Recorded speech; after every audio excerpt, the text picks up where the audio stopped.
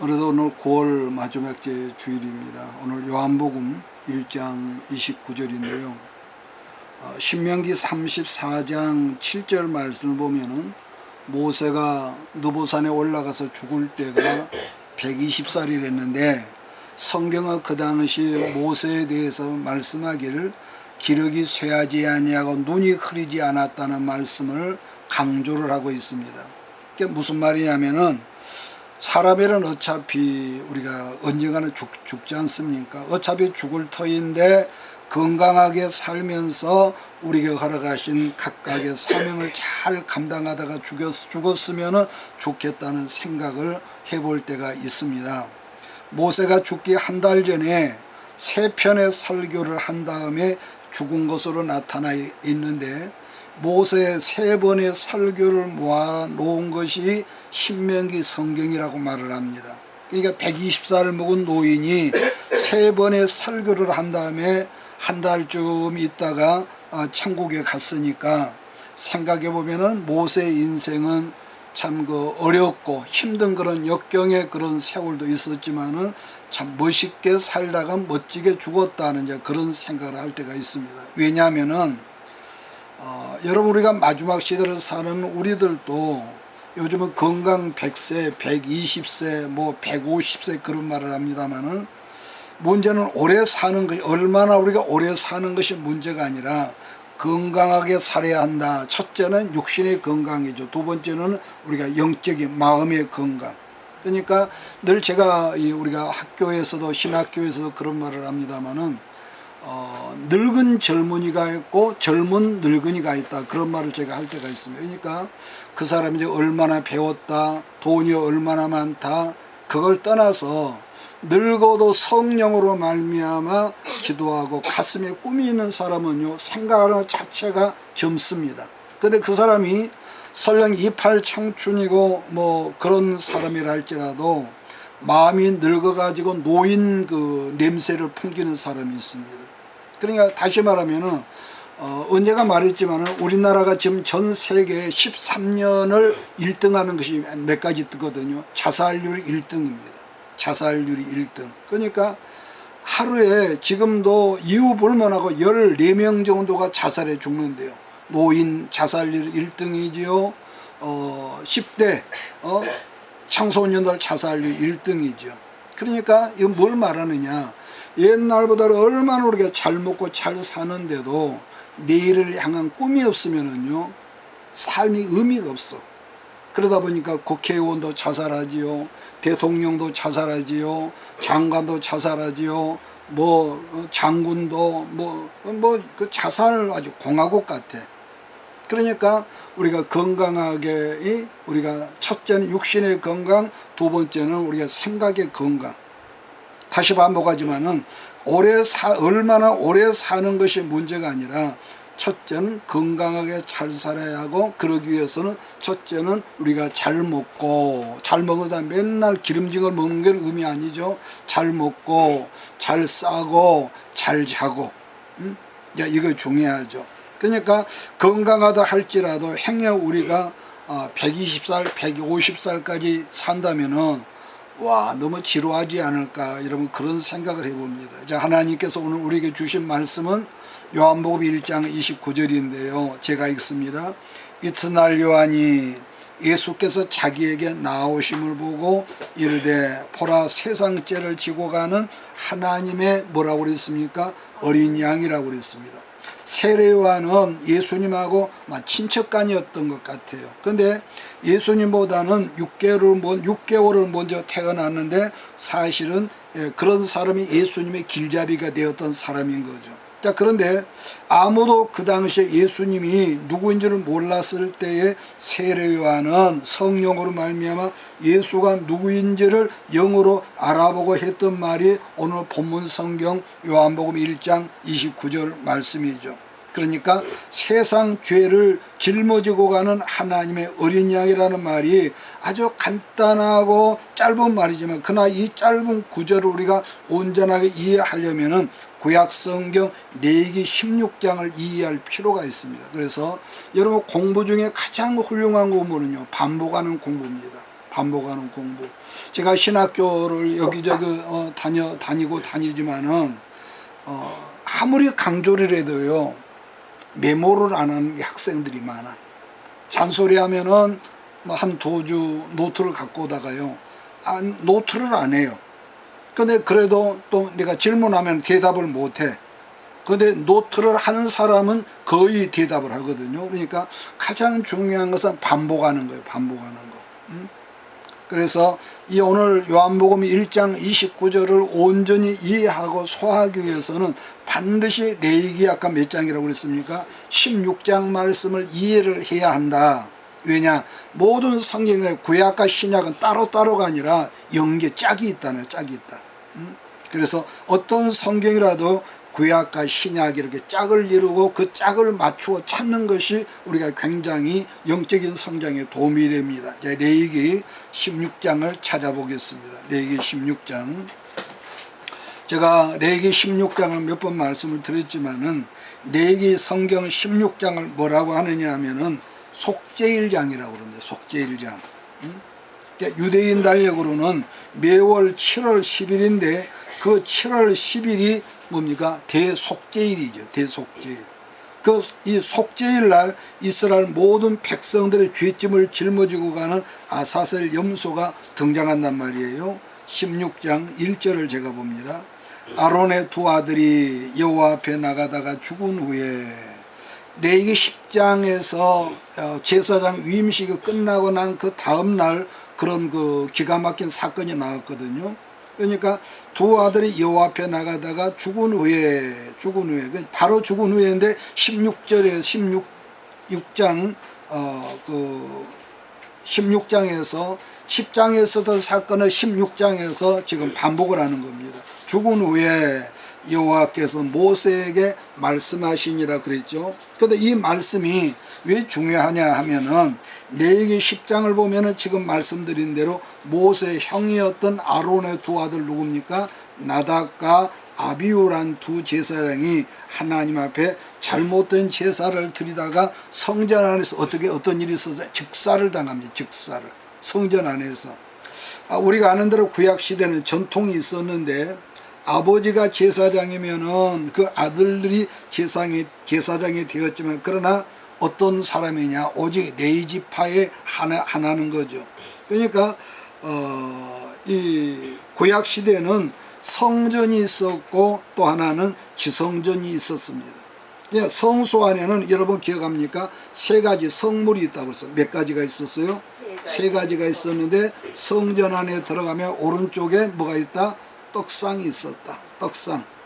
12덩어리 떡. 이 말은 이스라엘 12지파를 상징하는 12덩어리 떡인데 그건 무슨 떡이냐? 무교병입니다. 그러니까 무교병이라고 하는 것은 뭐 사이다병, 콜라병을 말하는 것이 아니라 우리 성경은 중국의 한문을 번역한 성경이기 때문에 무교병. 근데 이런 것도 번역이 참 문제가 아니에요. 천주교 성경은 이걸 전부 다 번역을 우리말식으로 했거든요. 그러니까 무교병이라는 말은 한문으로 없을 무거든요. 그러니까 떡병이라 떡병.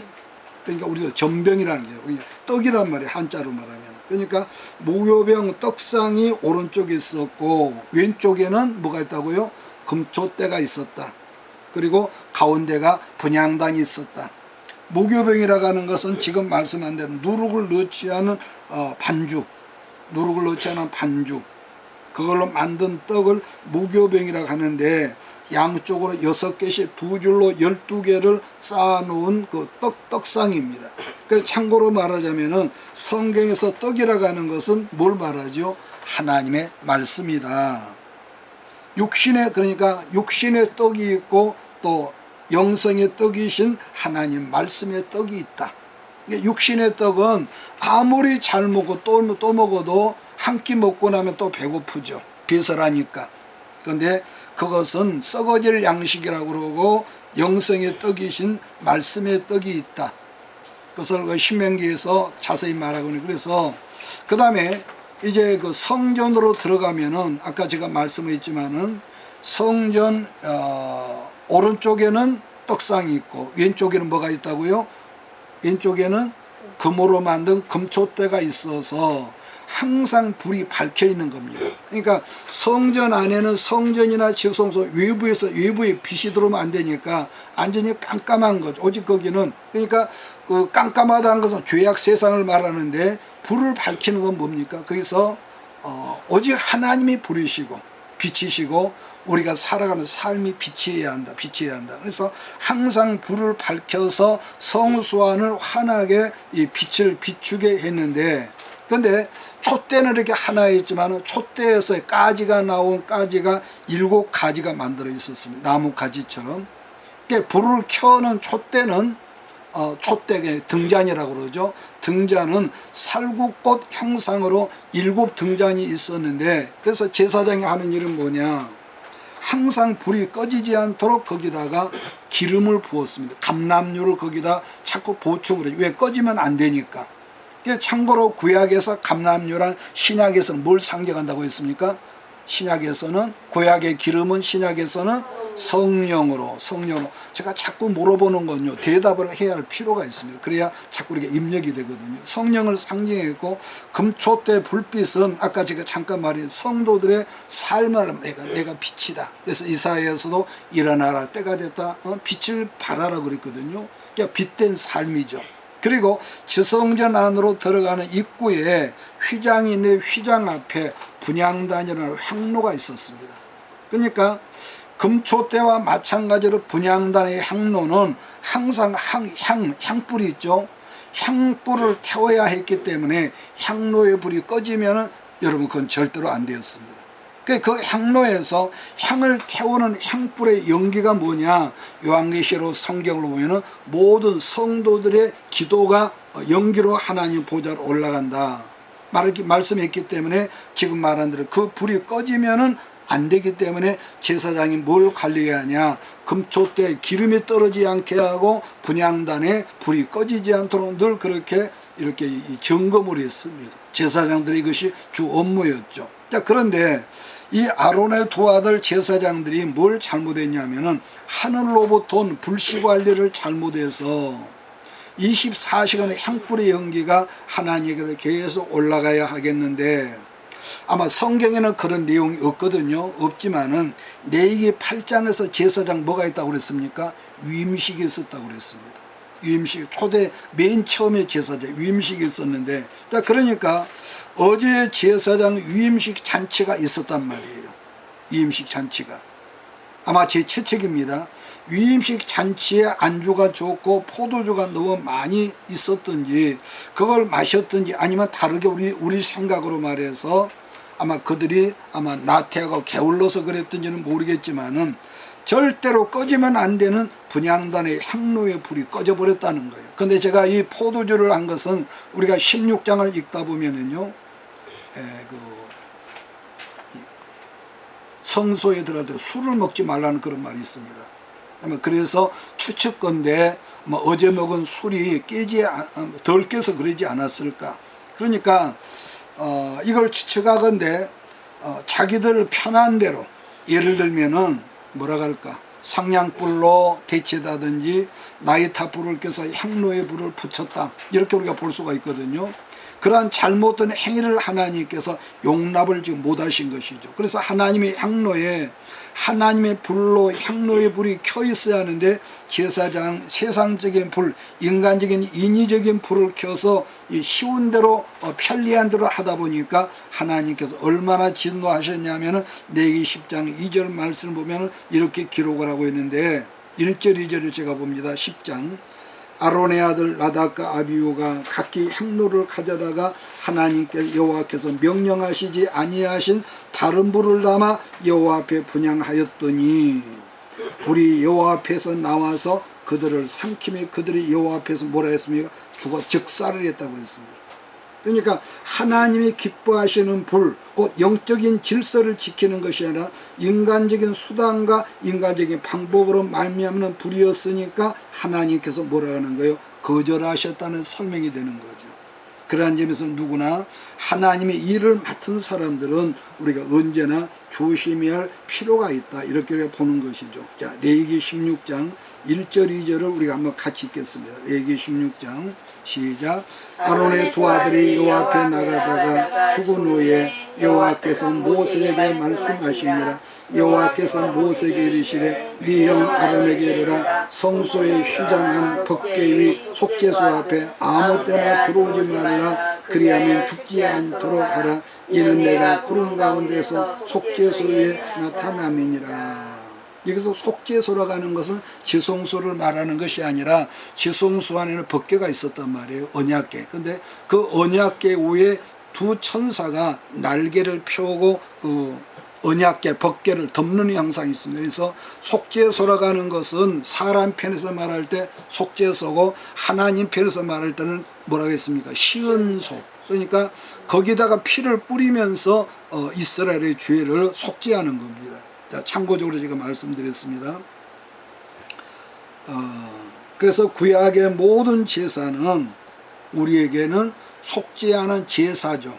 그러나 신약의 우리에게는 예배이기 때문에 예배는 첫째로 엄숙해야 한다. 그런데 또 문제는요, 너무 거룩을 주장하면 예배가 까란집니다. 그렇다고 우리가 어떤 활발하게 하면 너무 좀 예배가 가볍고 어떤 세상적 인위적인 맛이 있기 때문에 적당히 안배하고, 너무 거룩하면 예배가 영적인 분위기에 처져버리고, 너무 또 이렇게 개혁적인 발언은 너무 또 가볍고, 그래서 적당히 안배하는 게 좋다, 이렇게 이제 봅니다.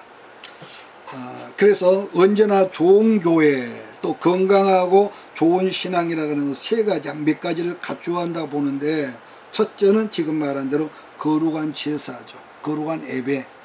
그래서 우리가 항상 예배자는 우리가 이 신실한 마음으로, 쉽게 말해서 예배 시간에 핸드폰을 가지고 장난한다든지 예배를 드리면서 쓰리바를 짝짝짝 꺾고 온다든지, 이것은 아주 이거 거의 죄다 아니다, 그걸 말하는 것이 아니라 이 성의가 없습니다. 성의가. 그래서 예배란 것은 이유 불만한 거룩한 그런 영적인 분위기가 있고, 또 아까 말한 대로 활기찬 찬양도 다 느려서 터지는 그런 예배가 아니라 가끔 섞어서 활기찬 그런 찬양하는 것도 우리가 중요하죠. 두 번째, 분명한 신앙 고백이 있어요. 신앙 고백. 뭘 말하냐면은 내가 지금 뭘 믿는지 분명한 신앙 고백이 있어야 하는데, 그러니까 수십 년 교회 생활을 해서 뭐 안수 집사가 되고 장로가 되고 권사가 됐다는 신앙생활을 하면서도 죄로부터 구원을 내가 받았는지 물어보면 대답을 못하고, 어떤 사람은 죽어야 알죠, 이렇게 얼빠진 소리를 하는 사람이 있죠. 또 오늘 당장 죽는다고 할지라도 당신은 천국을 갑니까? 이것도 좀 얼버무리는 그런 사람이 있어요. 그러니까 천국을 가는지 지옥을 가는지 분명한 신앙 고백이 없으면은, 다시 말하면 교회는 다니다가 할지라도 이건 좀 참 애매한 곤란한 거죠. 왜냐하면은 분명한 신앙 고백을 왜 강조해야 하냐면은, 신앙 고백이 분명하지 않으면은 마치 뿌리가 없는 나무와 같습니다. 그러니까 내가 결혼하기 전에는 솔직히 이 남자도 만날 수 있고 이 아가씨도 만나서 밥도 먹고 같이 우리 데이트도 할 수, 여러분 그런 거예요. 그런데 일단적으로 이 사람은 내 아내다, 내 남편이다, 그건 정말로 조심해야 할 일이죠. 마찬가지, 신앙도 마찬가지입니다. 세 번째, 응답받는 기도 생활입니다.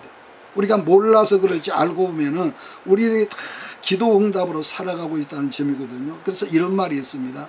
기도는 길어도 응답은 순식간이라고요. 그러므로 우리들이 세상에 살아있는 동안은요, 계속 안전한 선화. 그래서 예수님의 성경 말합니다. 쉼없는 기도하라고. 계속 기도 제목이 있어야 하는데, 왜 기도 제목을 강조하느냐 하면은, 무엇이든지 분명한 기도 제목이 있어야만이 어느 날 기도 응답의 사건이 여러분에게 생길 거 아니겠습니까? 그래서 우리가 하다못해 화장실에 앉아서도 뭘 하든지 항상 우리의 모든 포커스가 하나님을 향해서 나가는, 이것도요 그냥 되는 것이 아니라 이것도 훈련입니다. 평소에는 훈련.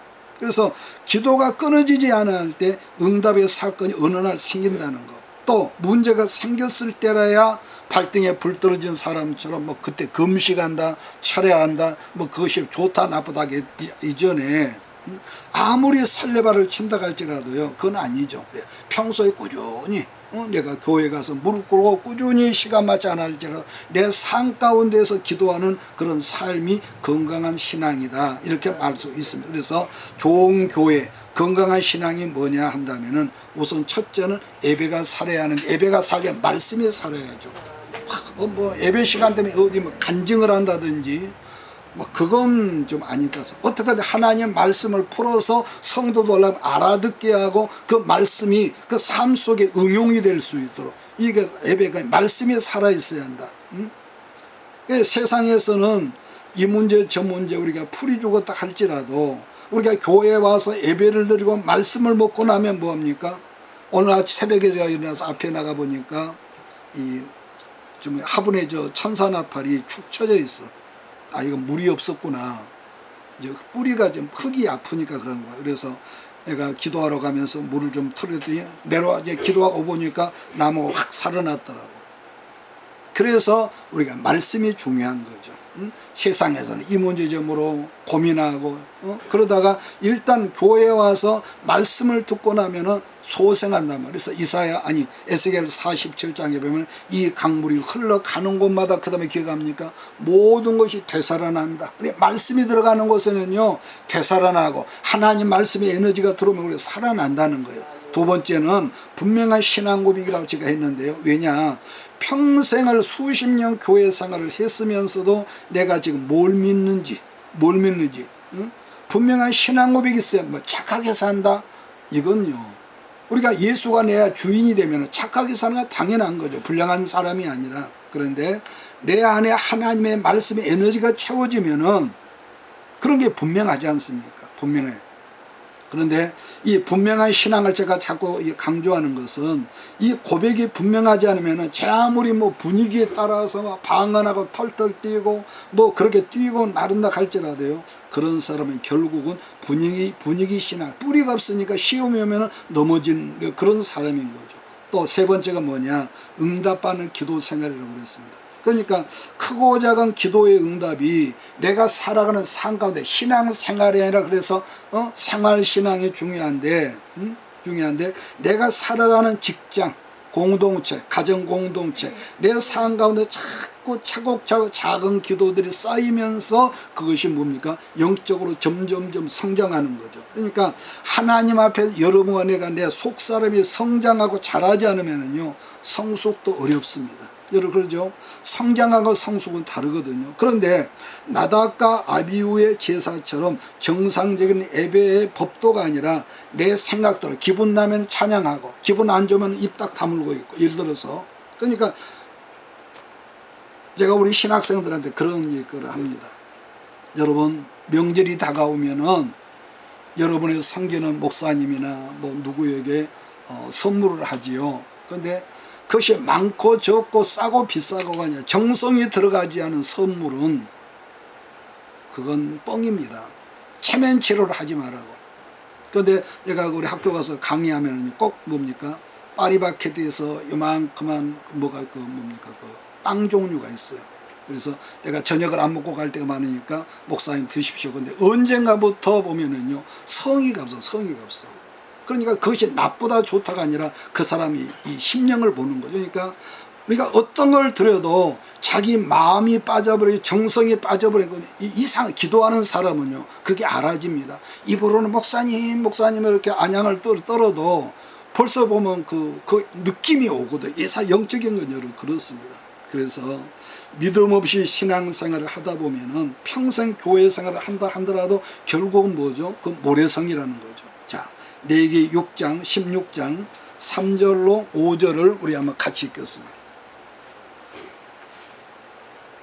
3절로 5절. 그래서 우리가 옛날에 이런 말이 있으면 어른들이 내 것 주고 뺨 맞는다고요. 그러니까 내가 주의 이름으로 했으면서도 결국은 공연불이 되고 그 원망이 되고 내가 이렇게 했는데도 나를 몰라준다. 이건 주의 이름을 안 한 거죠.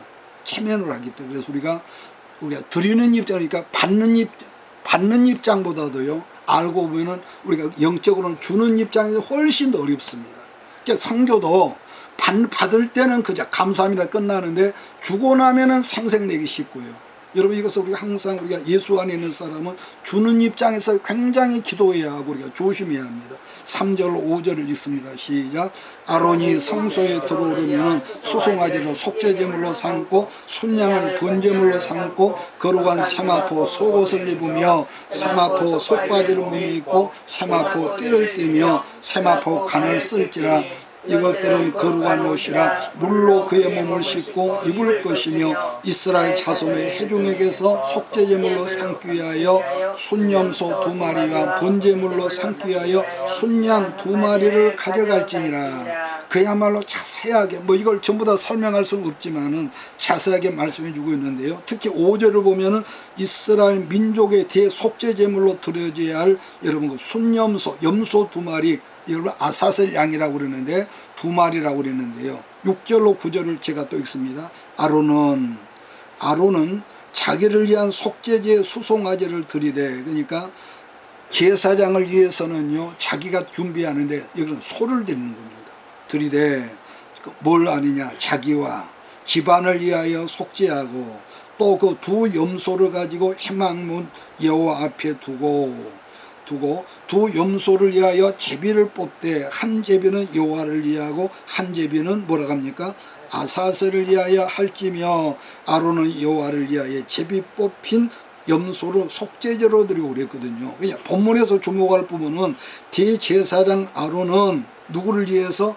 자기와 자기 집안 식구들을 위하여 이 송아지, 숫소지요, 숫송아지를 드리고 그 다음에 백성들의 속죄제사를 드리기 전에 숫송아지를 제사를 먼저 드리라는 거예요. 그러니까 지금 읽은 말씀에서 8절을 잘 이해를 해야 하는데 제사장이 깨끗해야만이 뭐죠? 백성들을 위해서 속죄를 온전히 할 수가 있는 이 대표니까. 그래서 먼저는 2 염소 또는 이 순양이기도 합니다.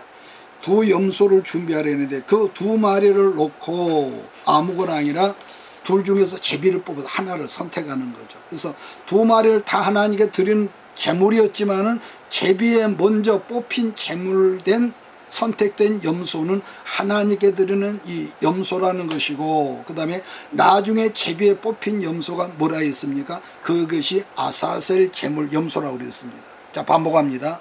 먼저 뽑힌 제물된 염소는 번제단에서 하나님께 드린 제물인데 나머지 1마리는 아사셀 제물이라는 거예요.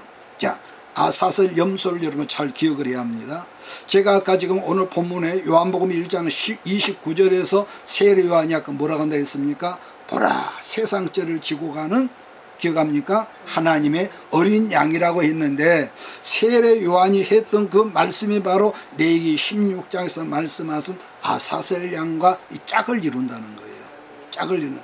염소 2마리 중에 첫 번째로 제비 뽑힌 염소는 제사장이 날카로운 칼로 염소의 동맥을 푹 찌르면 피가 나오지 않겠습니까? 그래서 그 피를 그릇에 담고, 우리나라에서 그 미나리 꽈인데요. 미나리 꽈인데 미나리가 비슷한 이 풀이 있습니다. 풀이 있는데 먹기도 하죠. 그런데 성경은 그 풀을 우슬초라고 했는데 우슬초에 제물에 피를 묻혀가지고 유월절, 애굽에서 이스라엘 백성이 유월절에는 대문에다 이렇게 인방과 설주 이렇게 뿌렸지 않습니까? 그런데 그 속죄일 날에는 제사장이 피를 묻혀서 지성소 제단에 피를 7번 뿌렸다는 거예요. 7번 뿌리는데 그게 이스라엘 모든 백성들의 죄를 사해주는 이 속죄 제사였습니다. 그리고 그 제사를 끝내고 나서 이제 번제단 곁에 12개 묶어두었던 나머지 염소를 어떻게 한다고 했냐면 10절입니다. 아사셀을 위하여 제비 뽑은 염소는 산채로 여호와 앞에 두었다가 번제단 옆에 묶어두었다가 그것으로 속죄하고 아사셀을 위하여 광야로 보낼지니라고 그랬습니다. 이것은 무슨 말이냐, 제사장이 번제단 옆에 묶어두었던 1마리 염소를 어떻게 한다 했냐면은 염소의 2 뿔 사이에 제사장이 손을 얹고 오른손을 얹고 안수를 하는 거죠.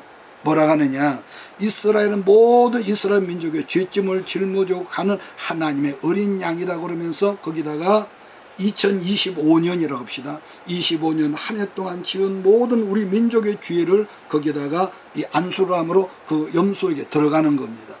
그러니까 이스라엘 모든 민족의 죄를 그 제물된 염소에게 부었는데, 그러면 이제부터는 그 염소는 그냥 염소가 아니라 죄덩어리 염소가 되는 거죠. 이 말씀 이해가십니까? 이제는 그 일반 염소가 아니라 제물된 염소.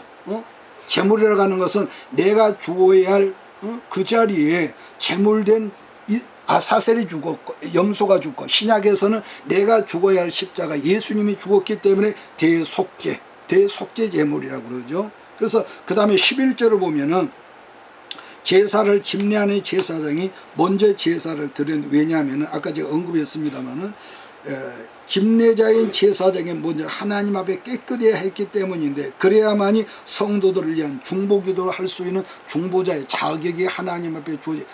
나는요 사람이 모르거든. 나는 죄덩어리가 내 속에 감춰진 죄가 꾸들꾸들한 구더리처럼 많은데, 내가 이 직책은 제사장이라고 이 백성들의 이 죄의 문제를 내가 담당할 수 없단 말이에요. 그래서 그러한 제사를 드리고 난 다음에 젊은 제사장 두 사람이 아사셀 염소를 끌고 깊은 광야로 끌고 나가는 겁니다. 그래서 깊은 곳으로 들어가서 염소가 다시는 지발로 예루살렘으로 들어오지 못할 만큼 멀리 가서 염소를 채찍으로 쳐가지고 이 염소를 쫓아버리는 거예요. 그러면은 모든 죄짐을 짊어진 아사셀 염소가 이제 이 광야에서 방향하다가 목말라 배고파 죽든지 아니면 들짐승에 잡아 먹히는 겁니다. 자, 그런데 한번 제가 말했죠. 아주 가끔은 염소 중에 영리한 염소가 있었던 모양이죠. 아사셀 염소가 예루살렘 성으로 찾아오는 경우가 아마 있었던 모양이에요. 성경이나 기록이 안 됐는데, 그래서 그런 일이 한두 번 있고 난 다음에 어떻게 되느냐, 제사장 둘이 높은 광야의 절벽 올라가 가지고 거기서 이 제물된 염소를 밀어뜨려 가지고 이 염소를 여러분 죽였다고 죽겠습니다. 그래서 그런지 아사셀이란 말이 성경 여러 가지로 번역을 하고 있습니다. 여러 가지로 번역을 하고 있는데, 그런데 그때부터 그 절벽 이름을 아사셀이 했다. 자, 요한복음 1장 29절을 보면서 오늘 말씀을 끝내겠습니다. 요한복음 1장 29절. 이튿날 요한이 예수께서 자기에게 나오심을 보고 그 다음에 이르되 보라, 세상죄를 지고 가는 하나님의 뭐라는 거예요? 어린 양이로다. 지금 이 말씀을 이해시키기 위해서 레위기 16장을 아까 제가 말씀을 봤거든요. 구약은 반복하고 끝내겠습니다.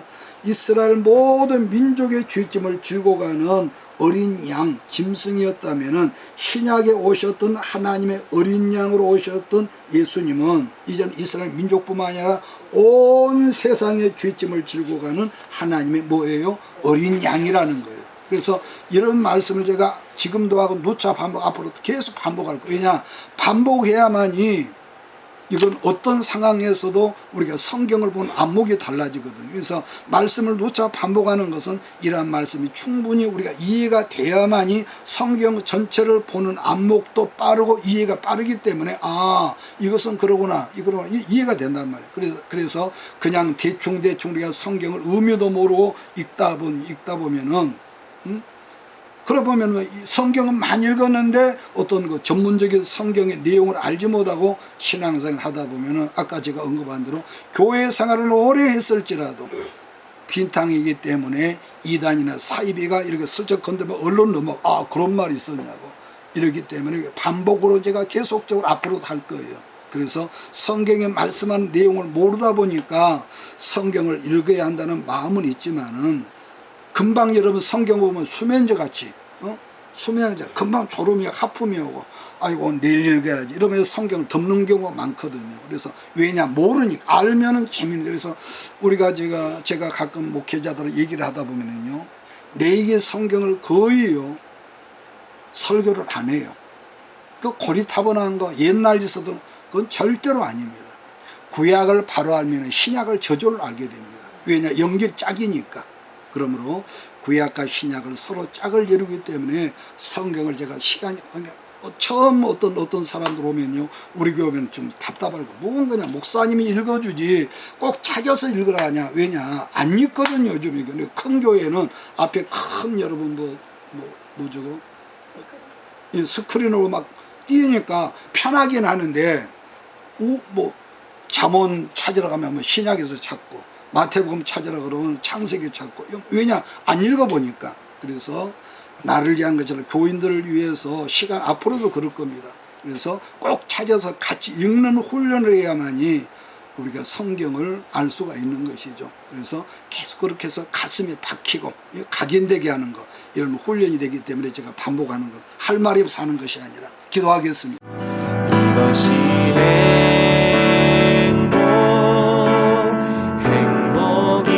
행복이라오. 세상은 알 수 없는 하나님 선물. 이것이 행복이라오. 하나님의 자녀로 살아가는 것, 이것이 행복이라오.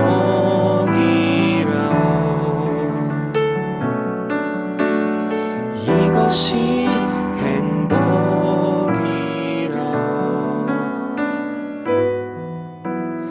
이것이 행복이라오.